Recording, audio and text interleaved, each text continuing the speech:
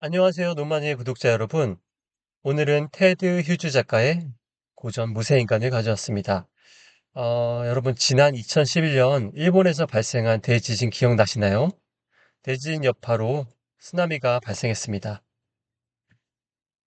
음, 실 토호쿠 대지진이라고도 불리죠. 이 토호쿠 대지진과 쓰나미가 인류에게 던진 그 준엄한 메시지를 짚고 책을 소개하면 좋을 것 같아서요. 어, 일단 쓰나미는 쉽게 말해 아주 아주 큰 파도로 동반한 바닷물이 빠른 속도로 육지로 넘쳐 들어오는 것을 말합니다. 조금이라도 힘이 약한 쓰나미였으면 좋았을 텐데 불행히도 그렇지 못했습니다. 쓰나미의 참상과 원인 살펴보겠습니다. 일본 관측 사상 최대이자 세계 관측 역사상 네 번째 규모의 강한 지진이 발생했고 그 결과 쓰나미도 역대급으로 강력했습니다. 여기 적혀 있는 것처럼 건물 10층 높이와 비슷한 40m 파도를 일으키며 무섭게 육지를 돌진했고 2만 명에 이르는 사람을 비롯해 육지에 존재하는 모든 것들을 집어삼켰습니다. 재난에 강한 것으로 잘 알려진 일본이었는데 음, 선진적인 내진공학 기준, 내진 설계 건물, 그리고 광범위한 조기경보 시스템, 그리고 방파제와 수문과 같은 대규모 해안 방어 시설도 강력한 쓰나미 앞에선 무용지물이었습니다. 일본 동일본 지진은 자연의 무서움과 인간의 무력함을 동시에 보여주는 대표적 사례로 꼽힙니다. 안타깝지만 현재로선 지진을 막을 방법은 없습니다. 홍수나 지구 온난화와 달리 인간의 생태계 파괴가 원인이 된 자연재해라고 보기도 어렵습니다. 그런데 말입니다. 자연을 보존했다면 피해가 이 정도로 크진 않았을 수도 있습니다. 2011년 동일본 대지진 당시 쓰나미 피해가 상상을 초월할 정도로 커진 배경에는 인간의 편의를 위해 해안가 생태계를 인위적으로 훼손하고 변경해온 역사가 깊숙이 자리 잡고 있습니다. 여기 나와 있죠, 이렇게? 단순히 지진의 규모가 컸던 것뿐만 아니라 자연이 가진 천연 방어벽을 인간이 스스로 무너뜨렸기 때문에 피해가 걷잡을 수 없이 커진 것입니다. 구체적으로 설명해 드리겠습니다. 그 전통적으로 일본의 해안가에는 해안 사고와 이를 고정해주는 해안 방제림이 넓게 펼쳐져 있었습니다. 이 생태계는 밀려오는 파도의 에너지를 흡수하고 속도를 늦춰주는 강력한 천연 방파제 역할을 합니다. 그런데 현대에 들어서 해안가 도로 건설, 주택지 개발, 관광지 및 공장 유치 등을 이유로 이 해안숲과 사구를 대규모로 벌목하고 없앴습니다. 이 완충지대가 사라지면서 쓰나미의 힘은 약해지지 않은 채 육지를 침범했습니다. 두 번째, 인공구조물 맹신. 피해가 극심했던 도호쿠 지방의 살리쿠 해안은 복잡한 톱니바퀴 모양의 리아스식 해안입니다. 좁은 만 안으로 파도가 밀려들면 병목 현상 아시죠? 병목 현상 때문에 파도의 높이가 수십 미터로 급상승하는 아주 위험한 지역입니다. 인간은 이 자연 지형을 존중하기보다 거대한 콘크리트 방조제, 일명 만리장성 방파제라고 하죠. 이 방조제를 쌓아 자연을 통제할 수 있다고 믿었습니다. 방조제를 믿고 원래는 사람이 살면 안 되는 해안가 저지대까지 주거지와 상업지역을 들이밀었습니다. 쓰나미가 거대 방조제를 허무하게 넘어버리자 대피 타이밍을 놓친 주민들이 무방비로 노출되었습니다. 자연의 지형적 위험성을 무시한 무리한 토지 이용과 생태적 경계성의 파괴가 참사를 키운 것입니다. 참사를 겪은 일본, 달라졌겠죠, 당연히. 공존을 향한 패러다임의 전환. 더 강력한 쓰나미가 올 수 있겠죠, 앞으로도. 그래서 더 높고 더 강력한 콘크리트 벽을 세우는 한편, 이건 당연히 그렇게 해야겠죠. 생태계를 복원의 재해를 막는 생태계 기반 재해 위험 경감 정책도 적극적으로 도입하기 시작했습니다. 무너진 해안가에 다시 거대한 해안 방제림을 가꾸는 것이 대표적입니다. 이와 함께 저지대에 살던 사람들을 더 높은 지대로 이주시키는 계획도 세웠습니다. 겸손한 태도와 안전한 이주 정리할 수 있겠네요. 자연을 이길 수 있다는 오만한 태도를 수정하고 자연과 공존할 수 있는 길을 택한 거라고 볼 수 있습니다.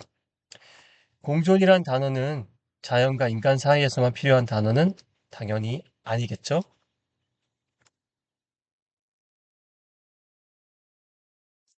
얼굴색과 성별, 사는 곳은 다르지만 그 어떤 존재보다도 가깝게 지내야 할 우리 인간에게도 공존은 잊지 말아야 할 단어입니다. 그런데 현실은 어떤가요? 정말 우리 잘 어울려 살고 있다고 말할 수 있나요? 인간의 폭력성을 가장 극대화시키는 전쟁은 지금 이 순간에도 지속되고 있습니다. 여러분 잘 아시죠? 과연 전쟁이 우리가 살고 있는 시대에만 존재하는 걸까요? 아닙니다. 인류 역사 속 전쟁과 폭력의 실태를 살펴보면 전쟁이 없었던 시기는 아주 짧습니다. 20세기를 대표하는 문명사학자이자 철학자인 월 듀런트는 본인의 저서 역사의 교훈에서 이렇게 지적했습니다.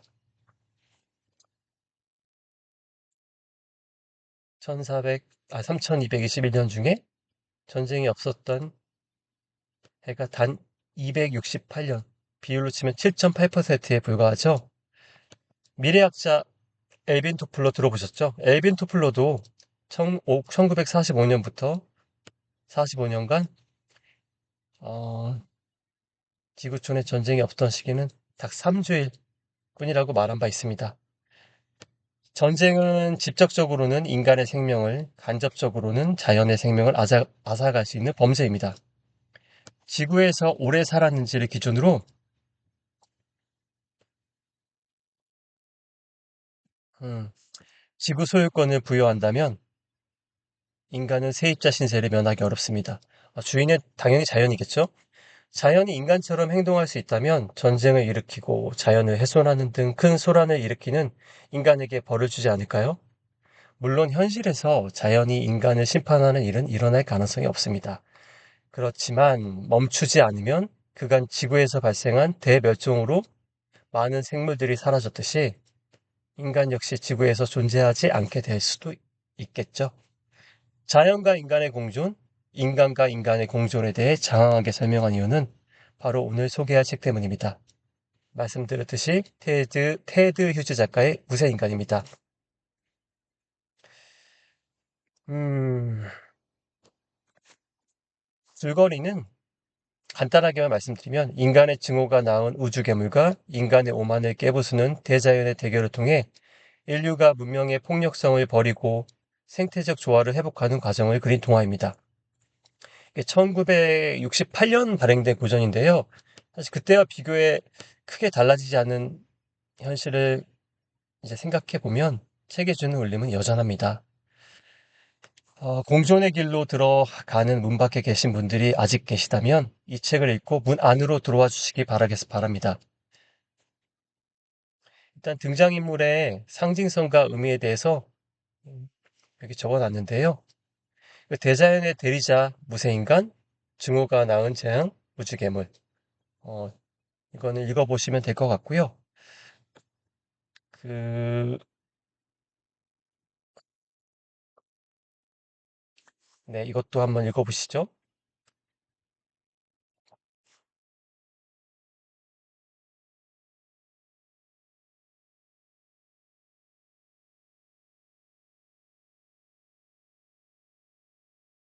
아, 요건 하나 살펴보고 가면 좋을 것 같은데요.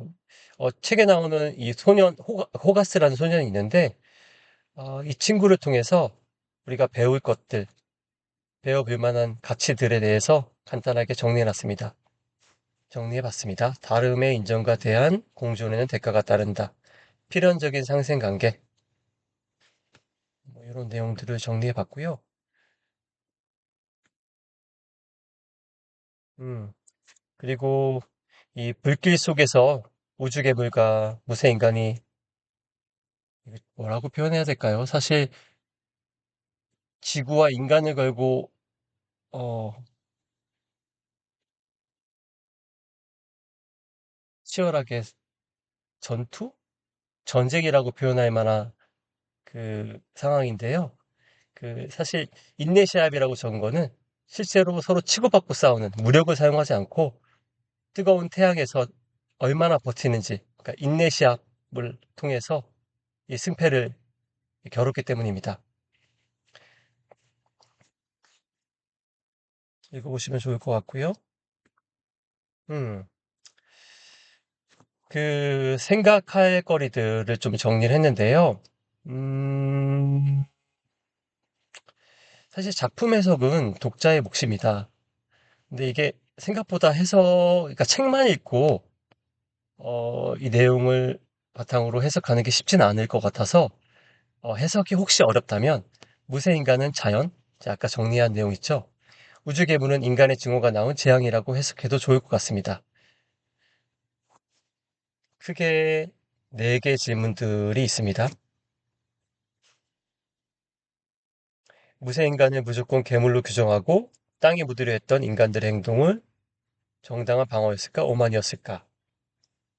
두 번째, 퀘스천, 갈등 해결 경험. 호가스처럼 서로의 다름을 인정하고 대안을 제시하며 갈등을 지혜롭게 풀어본 개인적 경험이 있나요? 퀘스천 3, 자연과의 진정한 관계. 인간과 자연의 관계는 착취의 관계일까요? 아니면 일정한 대가를 치러야 유지되는 필연적 공존관계일까요? 네 번째, 우주의 리듬에 맞추기. 거대한 재앙과 기후위기 앞에서 인간이 버려야 할 가장 큰 문명적 오만은 무엇이라고 생각하나요? 사실 이 외에도 생각할 거리가 참 많습니다. 음, 사실 무쇠인간을 자연의 대리자라고 볼 수 있는데, 사실 그 이유에 대해서 설명을 짧게 하자면, 사실 무쇠인간의 몸은 철로 되어 있습니다. 근데 부서져도 다시 유기적으로 결합하는 자연의 순환력을 가진 독특한 존재입니다. 그 이런 질문 책 읽고 나서 할 수 있을 것 같아요. 만약에 무쇠인간이 자연이라면 왜 작가는 나무인간이나 흑인간 같은 흑인간이 아닌 인간 문명의 상징인 철로 온몸을 두른 무쇠인간을 자연의 대리자로 그린 걸까? 어, 사실 조금만 생각해보면, 인간이 만든 가장 인공적이고 차가운 세부치 역시 그 기원은 결국 자연입니다. 뭐 또 생각해볼 만한 질문들이 여러 가지 있습니다. 인간이 무쇠인간을 무조건 괴물로 규정하고, 어, 이건 말씀드렸던 거고, 그, 호가스가 무쇠인간에게 우주괴물과 싸워달라고 부탁하잖아요. 우주괴물을 막지 않으면 고철을 먹을 수 없다는 말도 전하고, 호가스의 제한이 없었으면 무쇠인간은 우주괴물과 싸우지 않았을까요? 뭐 안 싸웠다고 생각할 수도 있고, 싸웠다고 생각할 수 있는데, 안 싸웠다고 생각한다면 인간과 자연의 관계는 어떤 관계라고 볼 수 있을지, 뭐, 제한이 없었어도 싸웠다고 생각한다면 자연은 왜 스스로를 희생했을까? 뭐, 이런 질문도 하고, 이 질문의 답에 대해 생각해 보면은, 좋을 것 같습니다. 뭐, 간단하게, 어, 싸우지 않았다면, 제한이 없었어도 싸우지 않았다고 생각한다면, 왜 자연은, 무쇠인간은 스스로를 희생했을까요? 제 생각은 인간을 위해 싸운 것이 아니라 자신의 집인 지구를 지키기 위한 목적이 아니었을까 싶습니다. 무쇠인간이 움직인 것은 인간과의 거래 때문이 아니라 지구 생태계의 일원으로서 전체 시스템의 파멸을 막고 균형을 되찾기 위한 자연의 자정작용이었다고도 볼 수 있겠죠. 결국 인간은 그 자연의 거대한 순환 과정 안에서 덤으로 구원받은 존재일 수도 있다고 생각해 볼 수 있습니다. 여러 가지 질문들이 떠오르는데요. 음, 질문은 각자 제가 여기서 언급한 거 말고 한번 생각해 보시고요. 어, 가능하면 두 번 이상 읽기를 권해드립니다. 네, 서두에 말씀드린 것처럼 생각해 볼 만한 질문들이 참 많고요. 거기에 대한 답도 쉽게 찾기 어려울 수도 있습니다. 깊이 고민하시고 생각하시고 그런 시간을 가지셨으면 좋을 것 같습니다. 오늘은 여기까지입니다. 다음에 더 좋은 책으로 인사드리겠습니다.